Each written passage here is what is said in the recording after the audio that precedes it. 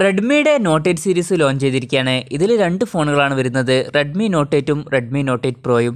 ഇന്ന് നമ്മൾ നോക്കാൻ പോകുന്നത് റെഡ്മി നോട്ട് 8ൻ്റെ വിശേഷങ്ങളാണ്. അതിനു മുമ്പ് ഇതുപോലുള്ള വീഡിയോസ് ഇനിയും കാണാൻ താല്പര്യമുണ്ടെന്നുണ്ടെങ്കിൽ ഈ ഒരു ചാനൽ സബ്സ്ക്രൈബ് ചെയ്യാവുന്നതാണ്. പിന്നെ അടുത്തൊരു നേരം ബെല്ലൈക്കണും കൂടി എനേബിൾ ചെയ്ത് വെച്ചാൽ ഞാൻ വീഡിയോസ് അപ്ലോഡ് ചെയ്യുമ്പോൾ തന്നെ നിങ്ങൾക്ക് അതിൻ്റെ നോട്ടിഫിക്കേഷൻ ലഭിക്കുന്നതായിരിക്കും. റെഡ്മി നോട്ട് 8 വരുന്നത് 6.3 ഇഞ്ചിൻ്റെ ഫുൾ HD+ ഡിസ്പ്ലേയുമായിട്ടാണ്. 19.5:9 എന്നുള്ള ആസ്പെക്ട് റേഷ്യോയിലാണ് ഈ ഫോൺ വരുന്നത്. പിന്നെ ഈ ഫോണിൽ നമുക്കൊരു നോച്ച് ലഭിക്കുന്നുണ്ട്. വാട്ടർ ഡ്രോപ്പ് നോച്ച് ഡിസൈനിലുള്ള ഒരു നോച്ചാണ് ഈ ഫോണിൽ കൊടുത്തിരിക്കുന്നത്. ഫ്രണ്ടിൽ നമുക്ക് ഗൊറില്ല ഗ്ലാസ് 5ൻ്റെ പ്രൊട്ടക്ഷൻ ലഭിക്കുന്നുണ്ട്. പിന്നെ ബാക്ക് കവർ വരുന്നത് ഒരു 3D കേർഡ് ഗ്ലാസ് ഡിസൈനുമായിട്ടാണ്. പിന്നെ ബാക്കിൽ നമുക്കൊരു ഗ്രേഡിയൻ കളർ ഫിനിഷും ലഭിക്കുന്നുണ്ട്. അപ്പോൾ അത്യാവശ്യം സ്റ്റൈലിഷ് ആയിട്ടുള്ള ഒരു ഡിസൈനുമായിട്ട് തന്നെയാണ് റെഡ്മി നോട്ട് 8 വരുന്നത്. പെർഫോമൻസിനെ പറ്റി പറയുകയാണെങ്കിൽ സ്നാപ്ഡ്രാഗൺ 665 എന്ന പ്രോസസ്സറുമായിട്ടാണ് ഈ ഫോൺ വരുന്നത്. ഈ ഫോണിൻ്റെ ബേസ് വേരിയൻറ്റിൻ്റെ വില വരുന്നത് ഏകദേശം 10,000 രൂപ പ്രൈസ് റേഞ്ചിലാണ്. ആ ഒരു പ്രൈസ് റേഞ്ചിൽ വളരെ മികച്ച ബെസ്റ്റ് ആയിട്ടുള്ള ഒരു പ്രോസസ്സർ തന്നെയാണ് സ്നാപ്ഡ്രാഗൺ 665 എന്നുള്ളത്. അപ്പോൾ തരക്കേടില്ലാത്തൊരു പെർഫോമൻസ് ഈ ഫോണിൽ നമുക്ക് ലഭിക്കുന്നതായിരിക്കും. പിന്നെ ഈ ഒരു പ്രോസസ്സർ നമ്മൾ മുമ്പ് MI A3 അതുപോലെ Realme 5 പോലുള്ള ഫോണുകളിലൊക്കെ കണ്ടിട്ടുള്ളതാണ്. പിന്നെ ഈ ഫോണിൻ്റെ ബേസ് വേരിയൻറ്റിൽ നമുക്ക് 4 GB റാമാണ് ലഭിക്കുന്നത്. 6 GB റാമുമായിട്ട് വരുന്ന രണ്ട് വെർഷൻസുകൾ വേറെ വരുന്നുണ്ട്. 4 GB റാമുമായിട്ട് വരുന്ന വെർഷനിൽ നമുക്ക് 64 GB ഇൻറ്റേർണലാണ് ലഭിക്കുന്നത്.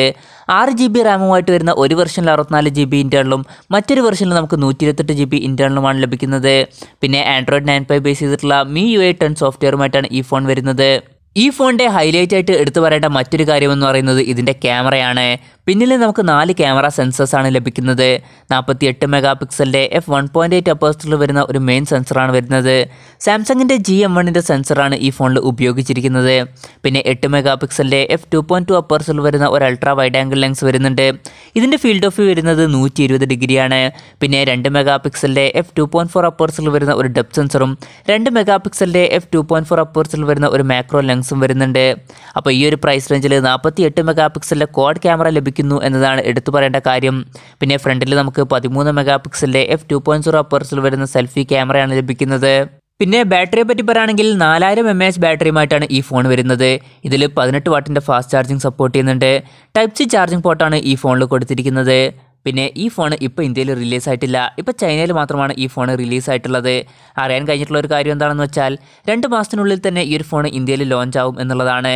പിന്നെ ഈ ഒരു ഫോണിൻ്റെ വിലയെ പറ്റി പറയുകയാണെങ്കിൽ 4 GB RAM 64 GB internal base വേരിയൻറ്റിൻ്റെ വില വരുന്നത് ഏകദേശം 10,000 രൂപയും 6 GB റാം 64 GB ഇൻറ്റേർണൽ വെർഷൻ്റെ വില വരുന്നത് ഏകദേശം 12,000 രൂപയും 6 GB റാം 128 GB ഇൻറ്റേർണൽ വെർഷൻ്റെ വില വരുന്നത് ഏകദേശം 14,000 രൂപയുമാണ്.